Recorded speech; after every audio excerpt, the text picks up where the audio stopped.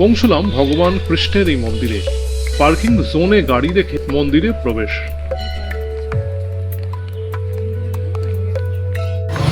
Site সিনে এসে পৌঁছলাম ক্ষীরচোরা গোপীনাথ মন্দির, শ্রীকৃষ্ণের মন্দির। রেমুনায় অবস্থান ঐতিহাসিক ক্ষীরচোরা গোপীনাথ মন্দির। মন্দির চৈতন্য মহাপ্রভু এবং মাধবেন্দ্রপুরীর সাথে গভীরভাবে যুক্ত। এখানকার প্রধান আকর্ষণ ক্ষীরভোগ বা অমৃতকেলি। মাটির পাত্রে ভগবানকে নিবেদন করা হয় এবং অত্যন্ত সুস্বাদু। ডুবলাগুড়ি সমুদ্র সৈকত থেকে মন্দিরের দূরত্ব প্রায় 50 কিলোমিটার।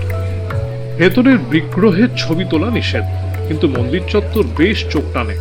জুতো খুলে মূল দরজা দিয়ে ঢুকলে সোজা একটি চাতাল। সেখানে পুরোহিত শোনাচ্ছেন মন্দিরের ইতিহাস। ভক্তদের ভিড়।